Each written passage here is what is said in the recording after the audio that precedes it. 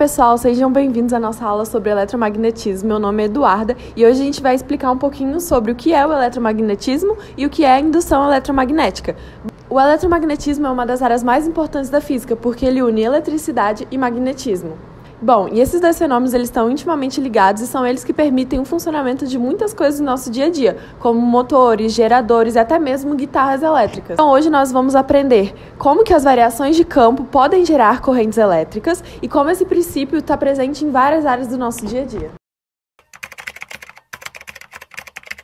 Vou falar agora um pouco sobre o campo magnético, que ele é uma região do espaço onde atuam as forças magnéticas.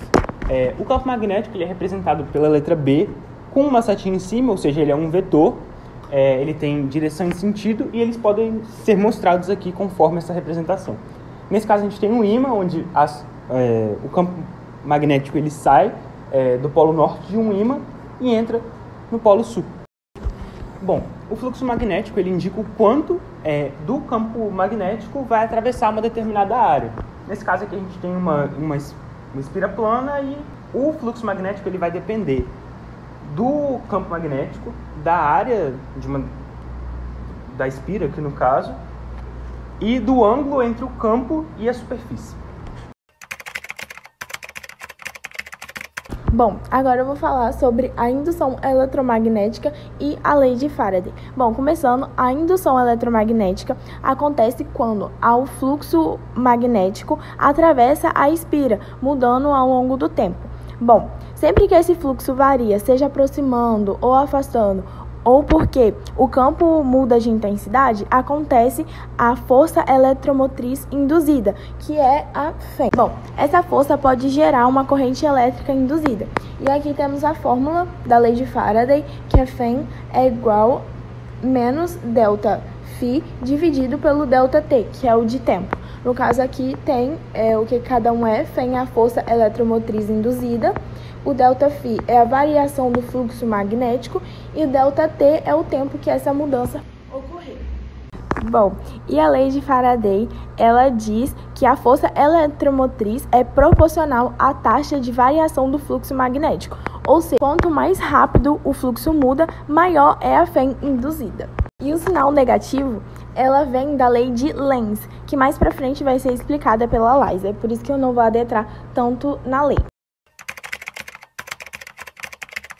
Ei, gente, agora eu vou falar para vocês sobre a lei de Lenz, a lei da corrente induzida, e nela vai nos explicar que se houver diminuição do fluxo magnético, a corrente induzida criará um campo magnético com o mesmo sentido de fluxo.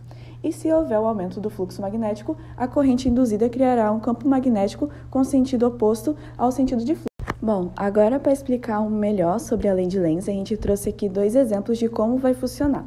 Primeiramente, a gente tem a corrente quando vai acontecer delas repelir. A gente tem, então, o ímã e a espira. A gente pode ver que a gente vai tentar aproximar os dois. O ímã, ele vai estar no lado norte, aproximando da espira. É como se a espira estivesse no lado sul, então acontecendo essa aproximação. Porém, quando elas chegarem muito perto, a corrente vai mudar. Então, a espira, ela é como se ficasse no norte também. E a gente sabe que quando eles ficarem iguais, não vai acontecer mais aproximação, e sim eles vão repelir. No exemplo onde a corrente vai acontecer a atração é quando elas estiverem afastadas, o ímã e a espira. Então, é como se elas estivessem com a corrente iguais, mas a gente, ao afastar, elas vão ficar diferentes. Ou seja, o ímã com a parte norte e a espira como se estivesse na parte sul, acontecendo então essa atração quando eles estão afastados. Quando o campo magnético variável atravessa o metal condutor, surgem correntes elétricas circulares neles chamadas de corrente Foucault. Elas formam pequenos redemoinhos que a corrente pode causar aquecimento do material. Esse é o princípio chamado de fornos de indução, que serve para cozinhar em panelas de indução. Agora, falando sobre os supercondutores, são materiais que, quando esfriados a uma baixa temperatura, conduzem eletricidade sem nenhuma resistência.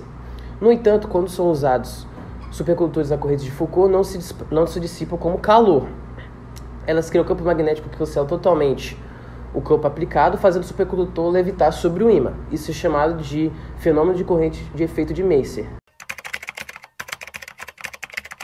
Bom, assim como foi explicado anteriormente da FEM em espiras, agora eu vou explicar um pouquinho como que funciona a força eletromotriz quando a gente está tratando de fio condutor reto. Então, nesse caso aqui, são fios fazendo movimentos, que como a gente falou, explicou durante a aula, a indução eletromagnética é um fenômeno em que surge uma eletricidade a partir de um campo magnético. E aqui, com o movimento, quando a gente tem um fio se movendo em um campo magnético, ele pode gerar essa eletricidade. Bom, mas o que é a FEM propriamente dita?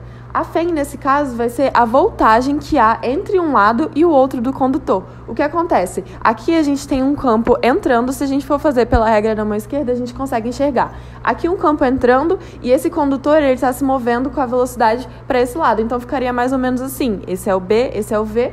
Então a força magnética seria para cima. Só que a gente está tratando de uma carga real, né? Então é um elétron, então é uma carga negativa. Então a força dele é para baixo. O que vai acontecer nesse momento? Ele vai se separar. As cargas elas vão começar a descer e vai sobrar muita carga positiva aqui em cima. Isso vai gerar uma DDP, ou seja, uma diferença entre os potenciais do próprio condutor. E é isso que gera a FEM, que é a nossa força eletromotriz nesse fio condutor. E como a gente sabe, a FEM ela é um subproduto, ou seja, ela é uma consequência da indução eletromagnética. Então, como que a gente vai calcular a FEM no caso de um condutor reto? Porque nas espiras, a Júlia mostrou como que calcula, como que é a fórmula, mas a gente tem uma fórmula diferente para calcular quando é um condutor reto em um campo magnético, que é essa fórmula aqui que a gente usa, que a FEM é igual ao B vezes o V vezes o L, e o B seria o nosso campo magnético, né, o valor do campo magnético, o V é a velocidade que o condutor está se movendo e o L é o tamanho desse condutor, tamanho do fio. Só vale ressaltar que essa fórmula é utilizada para os casos simples, ou seja, os casos em que todos os vetores, tanto o vetor do campo magnético, da velocidade e o tamanho do fio, sejam perpendiculares uns aos outros. Então, como nesse caso aqui da mão esquerda, né, a gente percebe que são perpendiculares. Caso não fossem perpendiculares, a gente teria que usar o cosseno do ângulo incidente, então do ângulo que a gente encontrar aqui entre esses três vetores. Mas no ensino médio, o que a gente mais utiliza mesmo são os casos mais simples e que utilizam essa fórmula. Agora vamos resolver um exercício de aplicação de fórmula. São muito simples as questões sobre a força eletromotriz induzida num condutor em movimento. Então é basicamente a aplicação de fórmula. Vamos ler o enunciado. Qual a força eletromotriz induzida que surge em um condutor de 15 centímetros, movendo-se a 10 metros por segundo em um campo magnético de 2 Tesla? Bom, a primeira coisa que a gente faz é anotar as informações. Então, a questão fala que qual a força eletromotriz, então o que a gente quer saber? É a FEM. Então, a gente coloca uma interrogação em um condutor de 15 centímetros, então o tamanho dele é 15 centímetros, lembrando que tem que estar em metros, então a gente já transforma logo para metros, que vai ficar 0,15 metros, movendo-se a 10 metros por segundo, então a nossa velocidade é 10 metros por segundo, em um campo magnético de 2 Tesla. Então, campo magnético é de 2 Tesla. Essas aqui são nossas informações, muito simples de resolver. Se a nossa fórmula é FEM é igual B vezes V vezes L, só substituir. Então, FEM é igual B, que é 2, V é 10, vezes 0,15. Então, 20 vezes 0,15, isso aqui vai dar 3 volts. Tem que lembrar que a unidade é volts, porque a gente está tratando de uma DDP, ou seja, uma diferença entre os potenciais do condutor. Então, é isso basicamente. Eu aposto que você já se perguntou como funcionam esses microfones.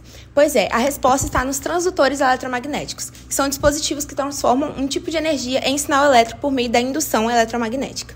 No caso do microfone, ele é um chamado transdutor mecânico elétrico, que ocorre por meio da transformação de vibrações mecânicas em sinais elétricos. As ondas sonoras elas vão emitir uma vibração no diafragma, representado pelo número 1, e, consequentemente, por estar preso às bobinas móveis, representadas pelo número 3, essas bobinas também vão vibrar, e aí vai gerar o chamado fluxo magnético, por causa da variação desse campo magnético. E aí que vai induzir uma corrente, que é o próprio sinal elétrico, que é o som emitido por esse microfone. Além dos transdutores mecânico-elétricos, a gente tem também os transdutores magnetoelétricos, que são os transdutores que transformam informações magnéticas em sinais elétricos também, como o exemplo da fita cassete. Bom, esperamos que essa videoaula tenha ajudado vocês a compreender melhor Todos esses fenômenos que estão presentes em quase toda a tecnologia moderna. Obrigada por assistir. Agora eu vou falar um pouco sobre a corrente de Foucault, não. O metal condutor acontece que forma redemoinhos.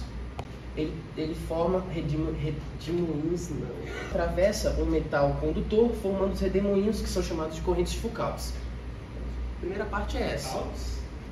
Foucault. Caramba, velho. Elas surgem correntes elétricas que dentro deles chamamos correntes de Foucault. Falei de novo, calma aí.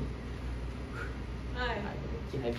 Tanto se eu adicionar um supercondutor, calma aí, ajudando no cozinhamento. Existe cozinhamento?